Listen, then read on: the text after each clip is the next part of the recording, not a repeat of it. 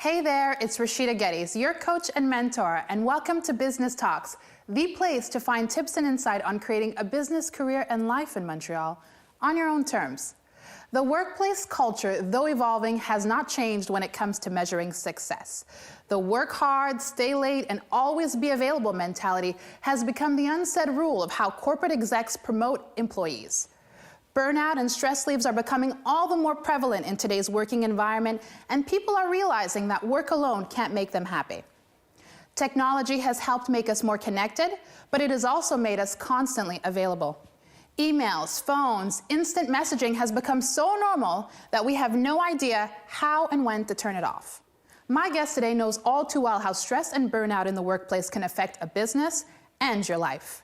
Sandra Reich is an expert when it comes to talking about stress management and how to live an empowered life. Take a look. Sandra Reich is the clinical director of the Montreal Centre for Anxiety and Depression and a sought-after leader in cognitive behavioral psychotherapy. She has been featured on the Discovery Health Channel, the Oprah Winfrey Network, and Bravo TV as a highly regarded expert on the topics of anxiety and depression. She's also a popular personality on Montreal CJAD and has recently launched her own internet radio show, Straight Talk with Sandra Reich, on Voice America. She has led numerous conferences on self-love and empowerment for women wanting to become a better version of themselves. Sandra brings passion and confidence to all that she does and embodies the true essence of an empowered woman. In 2014, Sandra penned her first self-help book titled Once Upon a Time, How Cinderella Grew Up and Became a Happy, Empowered Woman, which instantly became a #1 bestseller on Amazon.com. Sandra is highly regarded in her industry and is a source of inspiration to women in Montreal looking to make their mark in a city doing what they love.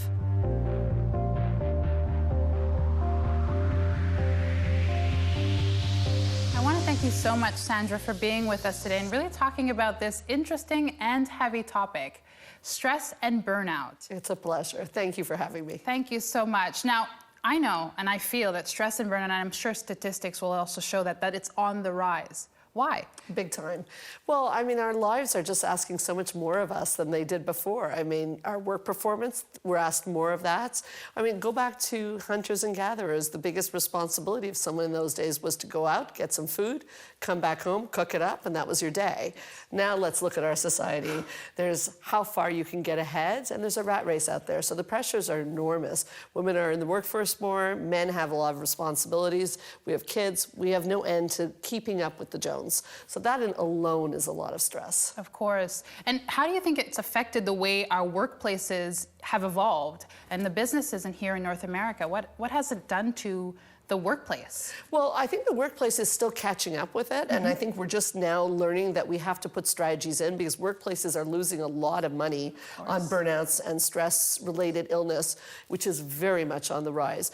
I think that workplaces also have a lot, they're trying to keep finances at a minimum, so we often have one person doing 3 or 4 jobs, which ultimately sounds effective, but it ends up being not very cost effective. So a lot of workplaces are now, they have no choice but introduce stress reduction programs into their workplace.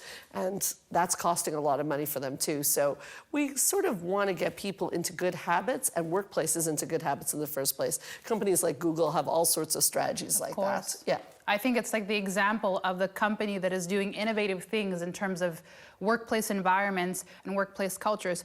But I also think that as individuals, we also have a part to play in figuring out when we're stressed and when we're on the verge of burnout. Is there such thing as a tipping point for stress? Is there a point where someone should say to themselves, you know what, now is a time that I need to take action? And what kind of action should they be taking? What type of steps or changes should they be making in order to be able to circumvent that type of situation? That's such a good question, Rashida, because stress and burnout are not exactly the same thing. So I would imagine in your career as well as mine that you have stress. And stress is still making you very proactive and doing, and we'd want to work on reducing some stress in your life, having good habits, exercising, taking time for yourself. But as long as you're still very motivated about your job, you're not in a burnout. Burnout's the opposite. It's apathy. It's, I don't want to show up anymore. I have no desire to do this work anymore. So once you get to burnout, we're already in something that's very, very toxic. Also, our stress response in our body our body has the ability to have a stress response. I could be stressed sitting here, but my body will know what to do right when I'm finished. When you're in burnout, your body doesn't know what to do. It's not coming back.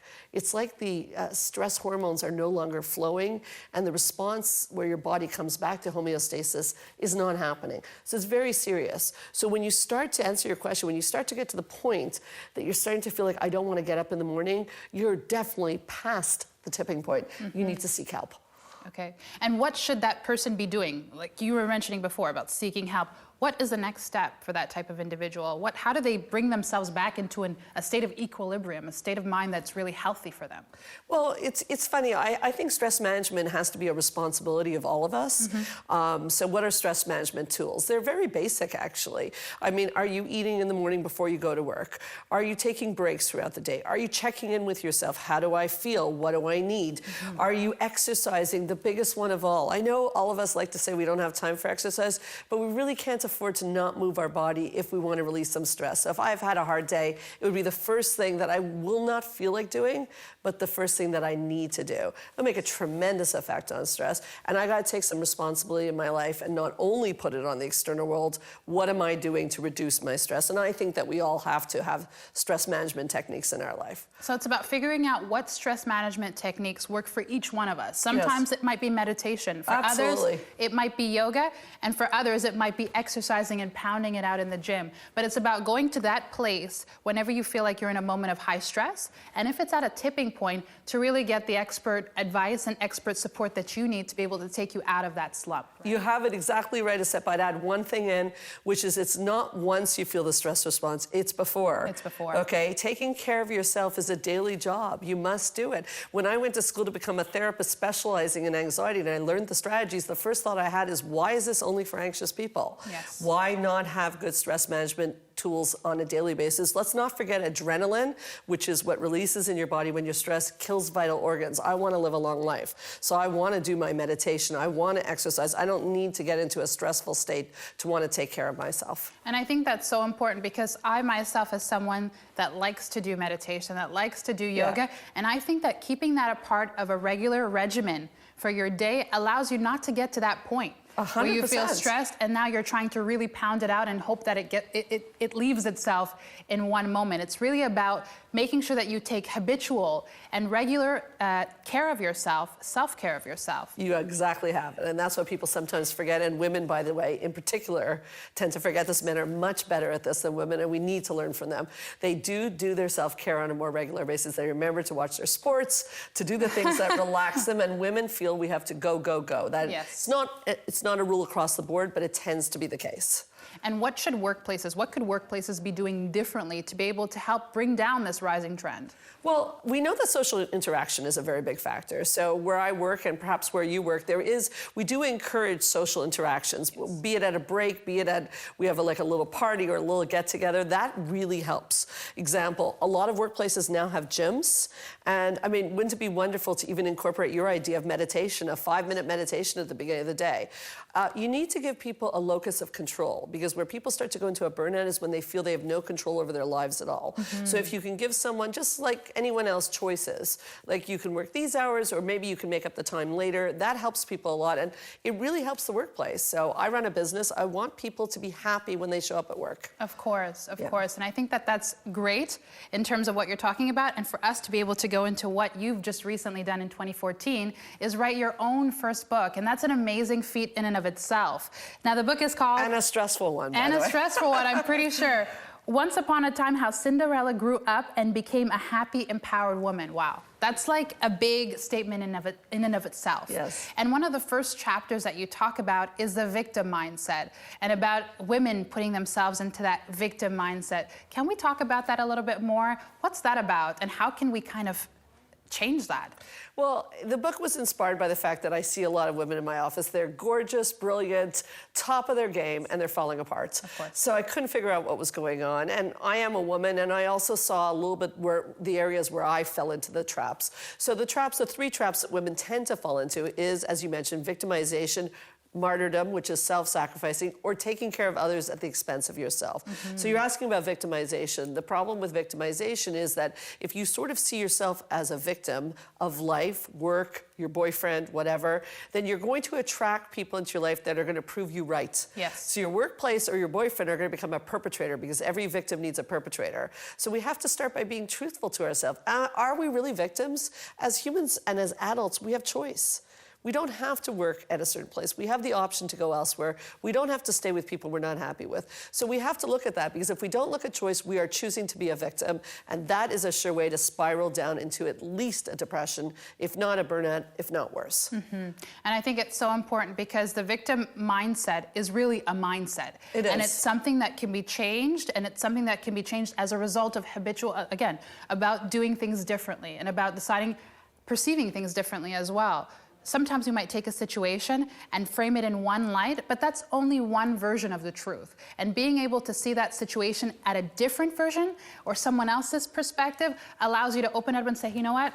I do have a choice here. I have a choice whether or not I should respond or not respond, and how I react to this situation. That allows me to be able to be that happy, empowered woman. Oh, you really have it. Either you've been reading it or you had it all along. I'm not sure, but Combination of the two. it's amazing, because the thing is that we have the power to choose our lives, and it's very easy to fall into victim, and I challenge anyone to say they never have, because we all have. Of course. But the thing is, we can have the occasional pity party, and I've had a few myself in my life, but like you said, we have the choice to change the mindset. So you got to look at, if you're staying a victim, why are you staying a victim? Because you're getting some sort of payoff. Staying a victim does have payoffs. You get a lot of attention. People feel sorry for you, but you're also stuck in your life. You cannot move forward. So yes, people have the potential to learn. The question is, why do they sometimes not move out of victim? What's in it for them? And that's where getting people to be honest about that is really the first step, because staying a victim can be very seductive, but again, leads to nothing but problems. Of course. And I think you also mentioned in the part of your book about the survivors and